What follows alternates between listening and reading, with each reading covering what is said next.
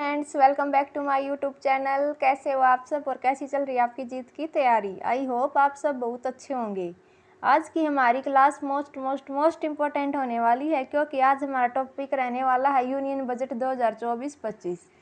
ये क्लास हमारी UGC net economics से तो इम्पोर्टेंट है, ये अदर एग्जाम के लिए भी इम्पोर्टेंट होने वाली है, क्योंकि बजट एक ऐसा टॉपिक है जहाँ से हर एग्जाम में क्वेश्चन पूछा जाता है। यूजीसी नेट इकोनॉमिक्स में तो 7-8 क्वेश्चन डायरेक्ट यहीं से बनते हैं, क्योंकि इकोनॉमिक सर्वे और बजट दोनों ही मोस्ट इम्पोर्टेंट होते हैं इकोनॉमिक्स के लिए। तो चलो आज की क्लास हम स्टार्ट करते हैं।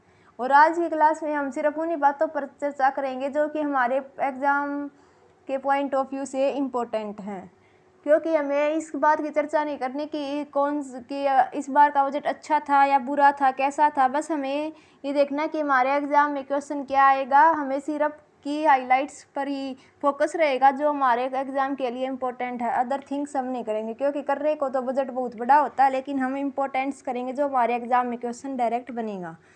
तो चलो आज की क्लास हम स्टार्ट करते हैं। फर्स्ट है, विकसित भारत के लिए एक रोड मैप तैयार किया गया है, जिसमें कि फोकस किया गया है 4 मेजर कास्ट पे। फर्स्ट है गरीबी, सेकंड है महिलाएं, युवा और अन्नदाता यानी कि फार्मर। इन 4 पर कास्ट पर मेजर फोकस किया गया है। इस बार हमारा बजट है जो कि भाई इनको ज़्यादा से ज़्यादा डेवलपमेंट करनी है। ये हमारी थीम नहीं है, ये मेजर कास्ट है। ऐसे भी आ सकता है कि इनमें से कौन सी मेजर कास्ट नहीं है, आपको ऑप्शन में दे देंगे और हमको उसमें से चूज करना होगा। नेक्स्ट है, हमारी बजट की थीम क्या थी इस बार। फर्स्ट है हमारा एम्प्लॉयमेंट, सेकंड थी स्किलिंग, थर्ड थी एमएसएमई और मिडिल क्लास। हमारे बजट में 4 चीज़ों पर फोकस किया गया था इस बार। ये चारों इम्पोर्टेंट हैं, क्योंकि बजट की थीम मोस्ट इम्पोर्टेंट। भाई इस बार का बजट किस पे होने वाला है, एम्प्लॉयमेंट पर, स्किलिंग पर और एमएसएमई पर और मिडिल क्लास। इन 4 चीज़ों पर ज़्यादा फोकस किया गया है। नेक्स्ट है हमारी प्रायोरिटीज़। हमारे इस बार का जो बजट है उसमें 9 प्रायोरिटीज़ रखी गई हैं, और हम सबको वे 9 प्रायोरिटीज़ करनी मोस्ट इम्पोर्टेंट है, क्योंकि यहाँ से डायरेक्ट क्वेश्चन बनेगा। फर्स्ट है हमारी productivity and Reliance in agriculture के ऊपर है, जिसमें कि ट्रांसफॉर्मिंग एग्रीकल्चर रिसर्च पर फोकस किया गया है। आत्मनिर्भर बनना ऑयल सीड्स पर, जैसे कि मस्टर्ड, सीसेम, सोयाबीन, सनफ्लावर, इनमें हमें आत्मनिर्भर बनना है कि अदर जो भी कंट्री है उनसे हमें एक्सपोर्ट ना करना पड़े, हमारा देश में इतना उत्पादन किया जाए कि हम आत्मनिर्भर हो सकें। साथ ही एक नेशनल कॉरपोरेशन पॉलिसी बनाई गई है जो कि एग्रीकल्चर के सभी जितनी ब्रांचेस सबको देखेगी। नेक्स्ट है vegetable production and supply chain पर भी ज़्यादा फोकस किया गया है, कि जो भी इसके लिए जो ये एफपीओज बनाई गई है जो कि वेजिटेबल की सप्लाई चेन को देखेगी। भाई उसका कलेक्शन करना, स्टोरेज, सप्लाई, इन सब को ध्यान में रखेगी, क्योंकि वेजिटेबल का प्रोडक्शन हॉर्टिकल्चर मोस्ट इम्पोर्टेंट है हमारे एग्रीकल्चर में। साथ ही कुछ न्यू वेराइटीज़ रिलीज़ की गई हैं, उनमें हैं 109 न्यू वेराइटी हैं जो कि 32 फील्ड में हैं, हॉर्टिकल्चर क्रॉप से रिलेटेड हैं। तो ये भी मोस्ट इम्पोर्टेंट है, यहाँ से डायरेक्ट क्वेश्चन बन सकता है कि कितनी वेराइटीज़ को लॉन्च किया गया है। अब जो हमारा बजट था उसमें तो 109 वेराइटीज़ थी और 32 फील्ड थे हॉर्टिकल्चर डेवलपमेंट क्रॉप में।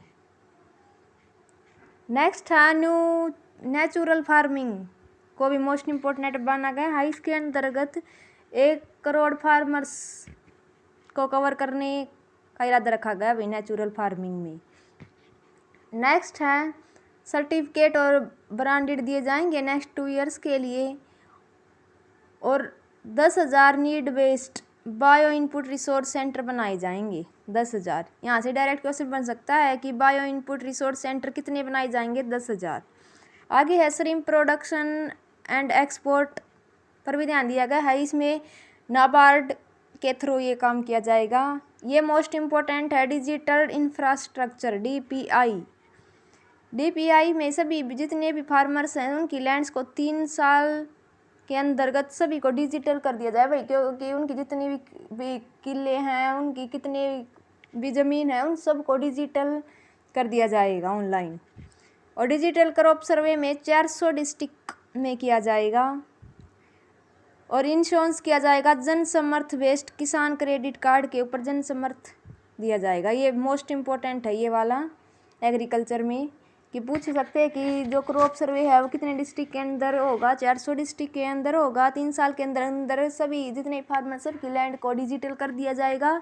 और किसान क्रेडिट कार्ड पर इंश्योरेंस होगा जन समर्थ, याद रखना ये। वे थी हमारी फर्स्ट प्रायोरिटी जो कि एग्रीकल्चर से रिलेटेड थी। सेकंड प्रायोरिटी हमारी एम्प्लॉयमेंट एंड स्किलिंग, क्योंकि बेरोजगारी तो हमारा मेन थीम भी थी इस बार की। इसमें 3 स्कीम दी गई हैं। फर्स्ट स्कीम है जो फर्स्ट टाइमर के लिए है भाई, PM package. 3 scheme of employment link incentive के लिए हैं। फर्स्ट है फर्स्ट टाइमर्स के लिए, सेकंड है मैन्युफैक्चरिंग जॉब क्रिएशन के लिए, और थर्ड है सपोर्ट टू एम्प्लॉयर्स के लिए। जो फर्स्ट टाइमर है इसमें कि 1 month wages to new entrance of formal sector in 15,000 रुपये। इसमें है कि फर्स्ट मंथ में 15,000 रुपये उनकी वेजेस रहेंगी जो कि न्यू एम्प्लॉय हैं। एक्सपेक्टेड बेनिफिट इनका एक्सपेक्टेड है कि इससे 210 लाख यूथ को फ़ायदा होगा भाई इस स्कीम से। सेकंड है मैन्युफैक्चरिंग के लिए किया गया है EPFO कंट्रीब्यूशन किया गया है 4 साल के लिए, और इसे है कि 30 लाख यूथ को इसे बेनिफिट मिलेगा। थर्ड है सपोर्ट टू एम्प्लॉयर्स को सपोर्ट करने के लिए government will reimburse EFP contribution of employments 3,000 per month 2 साल के लिए। ऑल न्यू हायर्स 3,000 रुपये पर मंथ दी जाएगी 2 साल के लिए। Expected to generate 50 lakh job generate होंगी इसके अकॉर्डिंग। सरकार का भी डाटा है भाई, इसको अच्छे से याद कर लेना। फर्स्ट सेकंड में 210 लाख युवा को बेनिफिट होगा। सेकंड स्कीम में 30 लाख यूथ के लिए, और जो थर्ड स्कीम है इसमें 50 लाख जॉब क्रिएशन किया जाएगा, और पर मंथ 3,000 वेजेस रहेंगी। इसी के साथ हमारी जो फोर्थ स्कीम है ये है स्किलिंग प्रोग्राम। इसमें 20 लाख युवा स्किल्ड किए जाएंगे 5 साल के अंतर्गत को स्किल दी जाएगी, वही सिखाया जाएगा उनको। इसके लिए कहाँ सिखाएंगे, इसके लिए 1000 इंडस्ट्रियल ट्रेनिंग इंस्टीट्यूट बनाए जाएंगे, या अब कह लीजिए आप भाई वहाँ पर उसको स्किल देने के लिए। और course content and design aligned as per skill needs to industry के लिए भाई डिज़ाइन किया जाएंगे भी कोर्स, और कंटेंट अपलोड किया जाएगा उनको सिखाने के लिए। इसी के लिए वुमेन के लिए वर्क फोर्स बढ़ाया जाएगा, पार्टिसिपेशन ये भी इम्पोर्टेंट है। एक लोन को 7.5 लाख कर दिया गया है गारंटी के लिए। इससे 25,000 स्टूडेंट्स को एवरी साल हेल्प मिलेगी। नेक्स्ट है financial support loan up to 10 lakh for higher education के लिए जो लोन सपोर्ट है वो 10 लाख कर दिया गया है। डायरेक्ट वाउचर दिया जाएगा 1 लाख स्टूडेंट को, हर साल 1 लाख स्टूडेंट को वाउचर दिया जाएगा। यहाँ से डायरेक्ट क्वेश्चन पूछा जा सकता है कि वाउचर कितने बच्चों को दिया जाएगा, तो 1 लाख स्टूडेंट्स को। और एनुअल इंटरेस्ट सबवेंशन रहेगा 3%। तो ये हमारा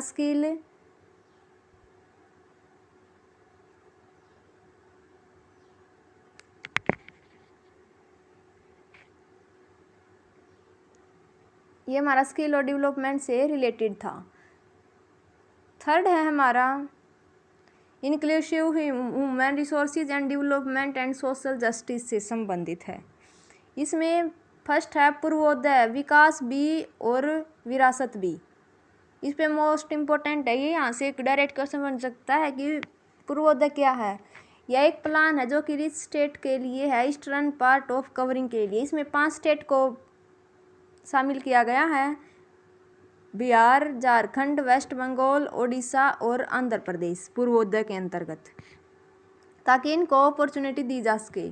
इसी के साथ अमृतसर कोलकाता इंडस्ट्रियल कॉरिडोर बनाया जाएगा, गया जो डेवलपमेंट किया गया इंडस्ट्री के ऊपर।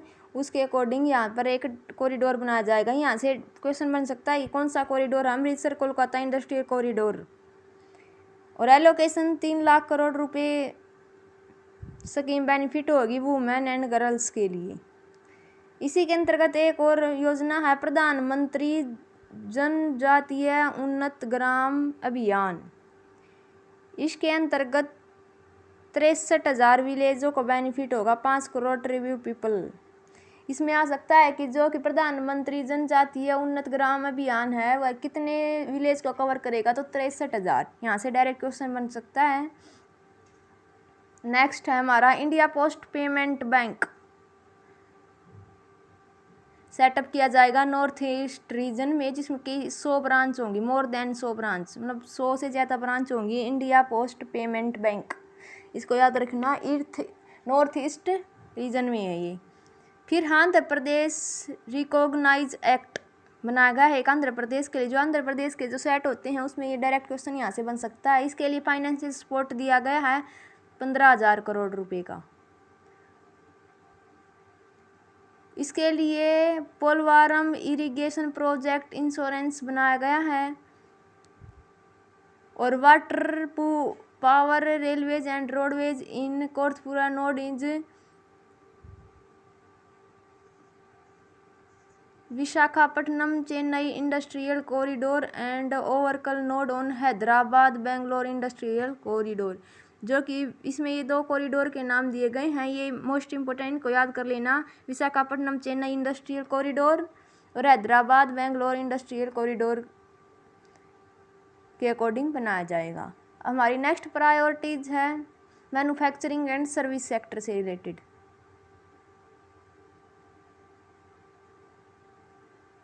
क्योंकि सर्विस सेक्टर का हमारा बहुत मोस्ट इम्पोर्टेंट है। इस स्लाइड में सबसे इम्पोर्टेंट यही है मुद्रा योजना। मुद्रा योजना में हमारी 3 स्टेज आती हैं, शिशु, किशोर और तरुण। तो इसमें जो तरुण की जो थी हमारी 10 लाख की स्लैब, उसको 20 लाख कर दिया गया बढ़ाकर, यही मोस्ट इम्पोर्टेंट है इसमें। और MSME को बढ़ावा देने के लिए इसमें बात कही गई है। इसी के साथ है इंटर्नशिप अपॉर्चुनिटी दी जाएगी। 5th स्कीम है ये प्रधानमंत्री पैकेज की।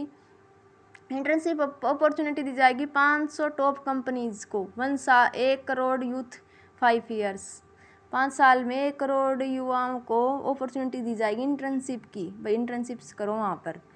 5,000 per month along one time assistant of 6,000 through the CSIR fund. इसके लिए एलोकेशन किया गया है 5,000 पर मंथ का और CSIR 6,000 रहेगा। तो ये मोस्ट इम्पोर्टेंट है। इसी के साथ क्रिटिकल में minerals mission for domestic production के लिए किया गया है रिसाइकलिंग एंड ओवर एक्यूजन पर भी ध्यान दिया गया है। एक ये है भाई कितने इंडस्ट्रियल पार्क बनाए जाएंगे, 12 इंडस्ट्रियल पार्क बनाए जाएंगे national industrial corridor development programme के अंतर्गत। यहाँ से डायरेक्ट क्वेश्चन पूछा जा सकता है कि कितने बनाए जाएंगे, तो 12। Rental house with domestic type industrial workers PPP mode and support system के अकॉर्डिंग बनाए जाएंगे। यहाँ से भाई इतना इम्पोर्टेंट है। नेक्स्ट हमारा है urban development, 5th priority. Urban development में बहुत सारी बातें कही गई हैं। फर्स्ट है stamp duty, lower stamp duty for properties purchase by women, कि जो भी वुमेन के अकॉर्डिंग जो प्रॉपर्टी डिस्चार्ज किया जाएगा वो स्टैंप ड्यूटी कम रखी जाएगी भाई वुमेन जब भी कोई प्रॉपर्टी करेंगे। स्ट्रीट मार्केट, ये मोस्ट इम्पोर्टेंट क्योंकि हमारे देश में स्ट्रीट मार्केट बहुत ज़्यादा है, जो कि स्ट्रीट फूड वगैरह, तो इसकी जो भी GDP के अंतर्गत इसको गिना नहीं जाता। इसके लिए मोस्ट इम्पोर्टेंट किया गया है इस बार कि भाई इसको भी शामिल किया गया है हमारे बजट में कि स्कीम के अंतर्गत 100 वीकली हाट्स बनाए जाएंगे और स्ट्रीट फूड हब्स इन सेलेक्ट सिटीज़ में 100 वीकली हट्स बनाए जाएंगे। अगला है ट्रांजिट ओरिएंटेड डेवलपमेंट। इसमें 14 लार्ज सिटी की पॉपुलेशन जिनकी 30 लाख से ऊपर है उनके लिए है ये। और वाटर मैनेजमेंट, वही वाटर सप्लाई जो भी है, सेवेज से संबंधित जो भी हमारी समस्या है उनको ऊपर काम किया जाएगा। तो ये 4 चीज़ों बताई गई हैं अर्बन स्टेट के लिए। स्टैंप ड्यूटी, मार्केट और ट्रांजिट ओरिएंटेड डेवलपमेंट और वाटर मैनेजमेंट। इसी के अंतर्गत पीएम आवास योजना अर्बन 2.0 भी लॉन्च की गई है, जिसमें कि 1 करोड़ अर्बन पुअर या मिडिल क्लास फैमिली है उनका किया गया। हर इन्वेस्टमेंट है 10 लाख करोड़ इसमें इन्वेस्ट किया जाएगा, जिससे कि 1 करोड़ जो पुअर अर्बन में रहते हैं उनकी मदद की जा सके। ट्रांसपेरेंट रेंटल हाउस मार्केट भी बनाया जाएगा। नेक्स्ट हमारी प्रायोरिटी है एनर्जी सिक्योरिटी। छठी प्रायोरिटी है हमारी, इसके लिए भारत स्मॉल रिएक्टर्स बनाया जाएगा।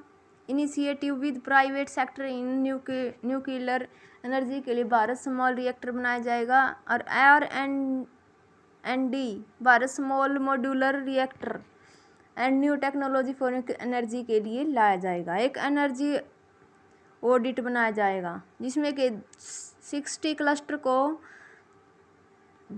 इसमें फैसिलिटी दी जाएंगी और जिसमें कि एक्सपेंड किया जाएगा 100 क्लस्टर तक। पंप्ड स्टोरेज पॉलिसी और एक है AUSC थर्मल पावर प्लांट। इसमें NTPC और BHEL के अंडर किया जाएगा, जिसमें कि फुल 800 कॉमर्शियल प्लांट बनाए जाएंगे। इंपॉर्टेंट है कि किसके अंतर्गत है NTPC BHEL। ये आपका होमवर्क क्वेश्चन है कि आप इनकी फुल फॉर्म को कमेंट बॉक्स में देना कि NTPC और BHEL की क्या फुल फॉर्म है। जो PM सूर्य घर मुफ्त बिजली योजना है, इसके अंतर्गत 1 करोड़ हाउस होल्ड को फ्री इलेक्ट्रिसिटी दी जाएगी, 300 यूनिट पर मंथ दी जाएगी।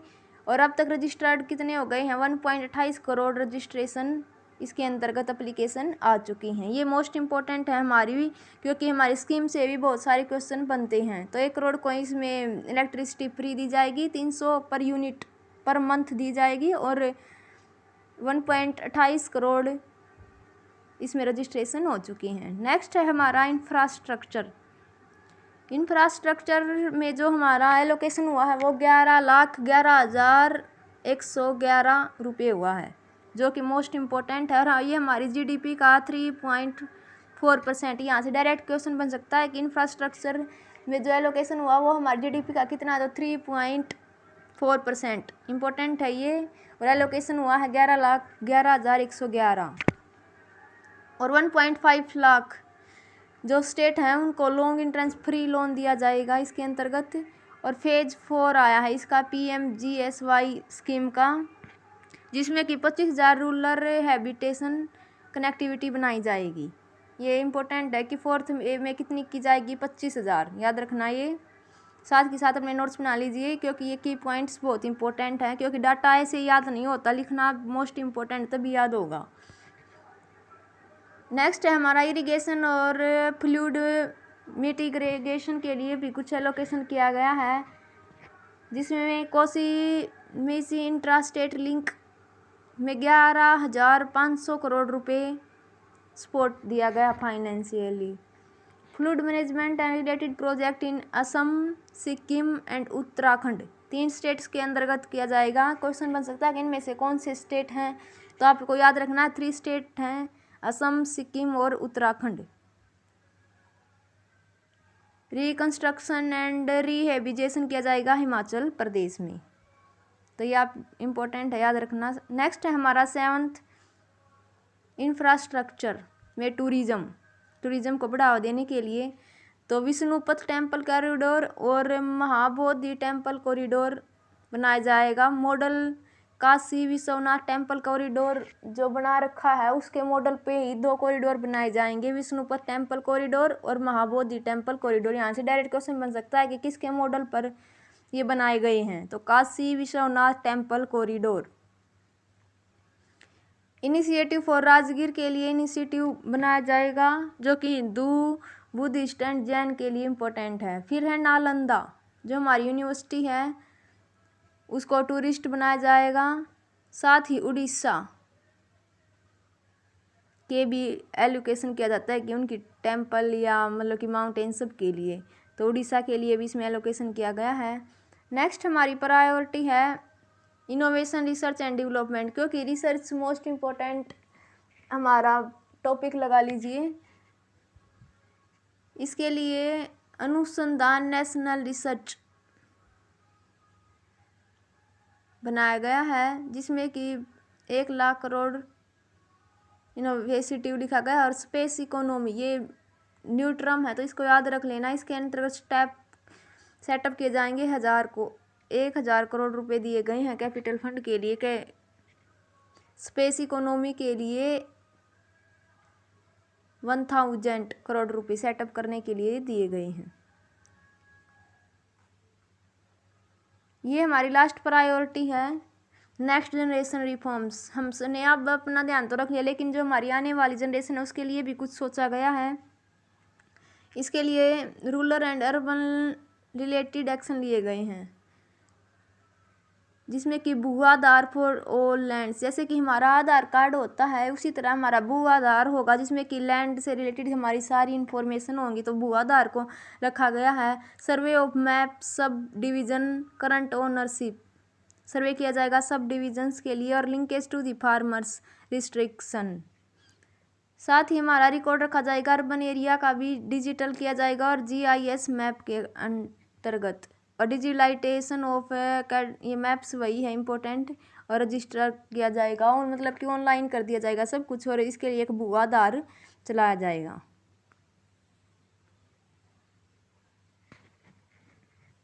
नेक्स्ट है हमारा FDI और ओवरसीज इन्वेस्टमेंट को बढ़ावा दिया गया है। NPS वात्सल्य एक प्लान है जो कि पेरेंट्स और गार्डियंस फॉर मिनरल्स के लिए NPS वात्सल्य आ सकता है कि पेरेंट्स और गार्डियन के लिए क्या है NPS वात्सल्य। Improvement data collection processing management of data and statics, ये इतना इम्पोर्टेंट नहीं है।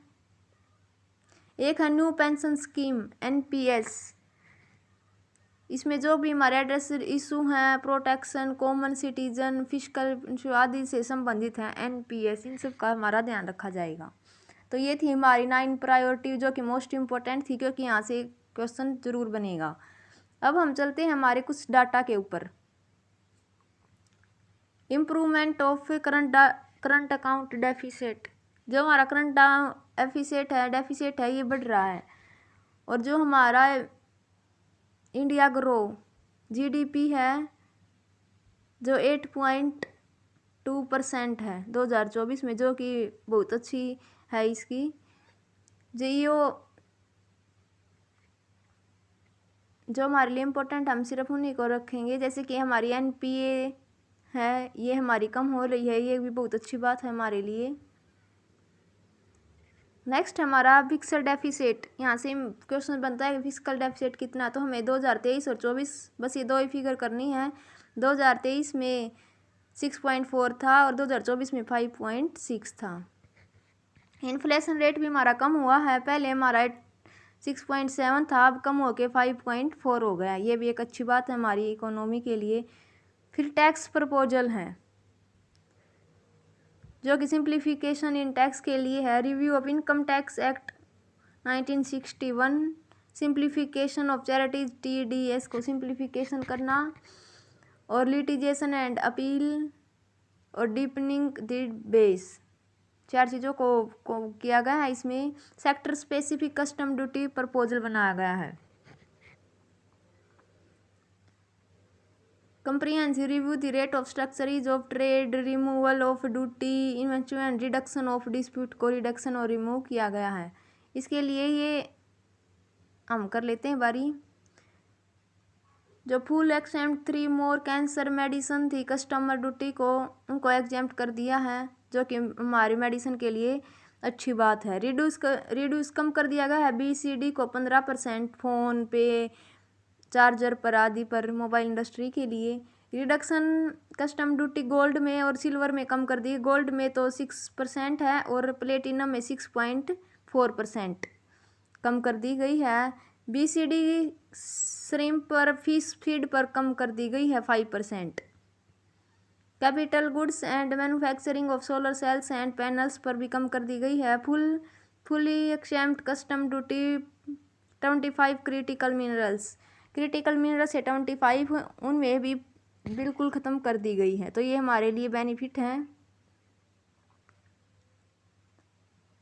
नेक्स्ट हमारा डायरेक्ट टैक्स प्रपोजल। इसमें जो हमारा short term gains of financial था ये 20% टैक्स रेट कर दिया गया है। लॉन्ग टर्म जो फाइनेंशियल था नॉन एक्सेस्ट के लिए 12.5% कर दिया गया है, और जो इंक्रीज लिमिटेड थी कैपिटल गेन के लिए 1.25 लाख पर ईयर कर दी गई है। इसी के साथ जो हमारा एंजल टैक्स था इसको ख़त्म कर दिया गया, अबॉलिश कर दिया गया है। Simple tax regime to operate domestic किया गया है। सेफ हार्बर रेट्स बनाया गया है। Cooperative tax rate foreign companies reduce 40% था पहले, ये हमारा कोऑपरेटिव टैक्स फॉरेन कंपनीज के लिए ये अब 35% रह गया। ये इम्पोर्टेंट है कि कितना कम कर दिया गया है, 35 हो गया है। कौन सा टैक्स कम कर दिया है? एंजल। शॉर्ट टर्म गेंस 20% है, लॉन्ग टर्म 12.5% है, लिमिट 1.25 लाख है। नेक्स्ट है हमारे टैक्स की slab, simplification of new tax regime. इसमें जो 1 से 3 लाख के लिए कोई टैक्स नहीं होगा, 3 से 7 लाख के लिए 5%, 7 से 10 लाख के लिए 10%, 10 से 12 लाख के लिए 15%, 12 से 15 के लिए 20%, और 15 लाख से अधिक है तो 30%। तो ये सब आपको अच्छे से याद रखनी है। ये यहाँ से डायरेक्ट क्वेश्चन बनेगा, और यहाँ से कितना सेविंग बढ़ेगी? 17,500 रुपये। स्टैंडर्ड डिडक्शन किया गया है। सैलरीड एम्प्लॉयड इंक्रीज 50,000 से 75,000 कर दिया गया है, और फैमिली पेंशन फॉर पेंशन को 15,000 से 25,000 कर दिया गया। यहाँ से डायरेक्ट क्वेश्चन बनेगा कि स्टैंडर्ड डिडक्शन कितना हुआ है? 50 से 75,000, और जो फैमिली पेंशन था उस पर कितना इंक्रीज हुआ है? 15 से 25,000। ये दोनों मोस्ट इम्पोर्टेंट थे। फिर यहाँ ये हमारा मोस्ट इम्पोर्टेंट स्लाइड है, ये रुपीज़ कम्स फ्रॉम, कि हमारी सरकार को पैसा कहाँ से आता है। यहाँ से हर बार क्वेश्चन आता है क्रोनोलॉजी में लगाने की, किससे कितना पैसा आता है। तो इसमें फर्स्ट है बोरोइंग एंड अदर्स से 27% आता है, फर्स्ट ये रहेगा। फिर सेकंड है हमारा इनकम टैक्स। इनकम टैक्स में हमारा 19% आता है। जीएसटी से 18%। फिर कोऑपरेटिव बैंक 4th नंबर पे रहेगा। फिर है नॉन टैक्स रिसिप्ट 5 नंबर पे, जिसमें 9% आता है। फिर union excise duty 5%, custom duty, और लास्ट में सबसे कम है 1% नॉन डेबिट्स कैपिट। इनको सब आप क्रोनोलॉजी में लिख लेना अपनी नोटबुक में, क्योंकि यहाँ क्रोनोलॉजी में लगाना आता है कि किसको कम मिला, या तो असेंडिंग ऑर्डर में लगा दो या डिसेंडिंग ऑर्डर में लगा दो। ये मोस्ट इंपॉर्टेंट है। इसी प्रकार की पैसा हमारा जाता कहाँ, सरकार खर्चा कहाँ करती है। तो सबसे पहले state shares of tax and duties first number पे 21%। पहले हमारा इंटरेस्ट पेमेंट फर्स्ट नंबर पे था, लेकिन इस बार हमारा state share of tax first number पे आ गया है। सेकंड है हमारा इंटरेस्ट पेमेंट, इंटरेस्ट लेती तो उसके पेमेंट भी करनी ज़रूरी है, सेकंड नंबर पर 19%। फिर 16 थर्ड नंबर पे है सेक्टर की scheme, centre sector scheme third number पे है। फिर other expenditure and finance commission transfer 9%, 8% defence and central sponsor लिखा गया है। फिर सब्सिडीज़ को 6%, और सबसे कम पेंशन को 4% पैसा हमारा पेंशन में जाता है। ये क्रोनोलॉजी में याद कर लेना अच्छे से। ये मोस्ट इम्पोर्टेंट है कि किसको कितना दिया गया। सबसे ज़्यादा दिया गया डिफेंस को 4,54,773, रूरल डेवलपमेंट को 2,65,808 रुपये, एग्रीकल्चर को 1,51,851 करोड़ रुपये। ये स्लाइड मोस्ट इम्पोर्टेंट है, जो कि एक्सपेंडिचर मेजर आइटम्स हैं कि किसको कितना दिया गया है। सबसे ज़्यादा डिफेंस को, फिर रूरल डेवलपमेंट को, एग्रीकल्चर को, होम अफेयर्स को, एजुकेशन को, आईआईटी को, हेल्थ को, एनर्जी को, सोशल वेलफेयर को। इनको क्रोनोलॉजी में भी लगाना आ सकता है, इनका एलोकेशन भी याद रख लेना। 4,54,773, 2,65,800, 8 करोड़ रुपए। सबसे कम है कॉमर्स एंड इंडस्ट्री को 47,559 करोड़ रुपए। तो ये मोस्ट इम्पोर्टेंट है। इसे पीछे वाली जो रुपीज़ गोम एंड फ्रोम है वे भी मोस्ट इम्पोर्टेंट है, ये अच्छे से कर लेना। फिर हमारी जो स्कीम है उनको मेजर दिया गया है। सबसे पहले है मनरेगा। मनरेगा में पहले जो बजट एस्टीमेट था 2023-24 का वो 60,000 रुपये था, अब ये 86,000 कर दिया गया है। जो रिसर्च एंड डेवलपमेंट प्रोजेक्ट के लिए था ये 840 करोड़ रुपए था, अब ये 1200 करोड़ रुपए कर दिया। यहाँ से डायरेक्ट क्वेश्चन बनता स्कीम में से। न्यूक्लियर पावर प्रोजेक्ट में 442 करोड़ कर दिया है था, जो कि अब इसमें सबसे ज़्यादा हुआ है 2,228 करोड़ रुपए। इनमें से मोस्ट इम्पोर्टेंट है, एक मनरेगा है, एक रिसर्च डेवलपमेंट है, न्यूक्लियर पावर पॉइंट है हमारे एग्ज़ाम के पॉइंट ऑफ व्यू से, एक सोलर पावर और एलपीजी और मैन्युफैक्चरिंग, ये मोस्ट इम्पोर्टेंट है हमारे लिए। इसमें मैन्युफैक्चरिंग में 3,000 था, अब 6,903 कर दिया गया है। सोलर में भी 4,000 से 10,000 कर दिया गया है। 180 से 1,500 रुपये कर दिया एलपीजी में, और ये 1,300 था, ये 3,849 कर दिया गया है। ये मोस्ट इम्पोर्टेंट स्कीम थी हमारी। फिर हमारे आगे रेवेन्यू रिसिप्ट और कैपिटल रिसिप्ट। सरकार को रेवेन्यू कहाँ से आता है, कैपिटल रिसिप्ट क्या है, ये इसमें हमें 2013-14 का जो रियल एक्चुअल 27% था, और जो अब 2024-25 में एस्टिमेटेड बजट है जो 31.3 है। इसी प्रकार कैपिटल एस्टिमेटेड 23-24 में 17.9 था, और अब 16.9 रखा गया है। फिर एक्सपेंडिचर, ये लास्ट वाली दो ही डाटा इम्पोर्टेंट। रेवेन्यू एक्सपेंडिचर 35.4% और अभी 25 में 37.1 है। पहले 12.7 था, अब 15 इफेक्टिव कैपिटल एक्सपेंडिचर। बस हमारी इस क्लास में इतना ही है, यही हमारे लिए इम्पोर्टेंट्स थे। बजट में इतना ही करना, हमें इतने ही डाटा फिगर हमारे एग्ज़ाम में इम्पोर्टेंट है, इससे बाहर कुछ नहीं आएगा। आप अपने नोट्स अच्छे से बना लीजिए, क्योंकि डाटा कभी भी ऐसे नहीं होता कि देख ली क्लास हो गया याद। तो आप अपनी अच्छे से प्रिपरेशन कर लीजिए, अच्छे से अपने नोट्स बना लीजिए, और आप इनको क्रोनोलॉजी में अच्छे से कर लीजिए। क्रोनोलॉजी में बहुत सारे क्वेश्चन पूछे जाते हैं। तो आपको आज की क्लास कैसी लगी, अपना फीडबैक ज़रूर दें, और अपने दोस्तों के साथ भी शेयर करें, क्योंकि शेयरिंग इज़ केयरिंग। मिलते हैं हम अपनी नेक्स्ट क्लास में, तब तक हंसते रहिए, पढ़ते रहिए और मुस्कुराते रहिए। Thank you.